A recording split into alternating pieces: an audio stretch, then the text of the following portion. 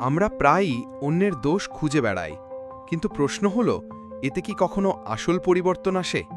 Del Carnegie বলেছেন, "Any fool can criticize, condemn and complain, but it takes character and self-control to be understanding and forgiving." মানে, সমালোচনা করা সহজ, অভিযোগ করা আরও সহজ, কিন্তু বোঝা, ক্ষমা করা আর অন্যকে সুযোগ দেওয়া, এটাই আসল শক্তি।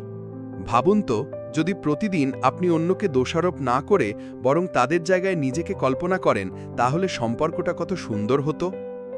জীবনে সম্মান আর ভালোবাসা আসে তখনই যখন আপনি সহানুভূতি দেখাতে পারেন। তাহলে আজ থেকেই প্রতিজ্ঞা করুন, আমি অকারণ সমালোচনা করব না, আমি অভিযোগ নয়, সমাধান খুঁজব, আমি মানুষের ভুলকে ক্ষমা করে নতুন শুরুতে বিশ্বাস রাখব। কারণ দিনের শেষে প্রকৃত মহান মানুষ সেই যে সমালোচনা নয়, বোঝাপড়া দিয়ে হৃদয়ে জয় করে। এরকম আরও ভিডিওর জন্য অবশ্যই আমাদের চ্যানেল টুনি ওয়ার্ল্ড এআই সাবস্ক্রাইব করুন।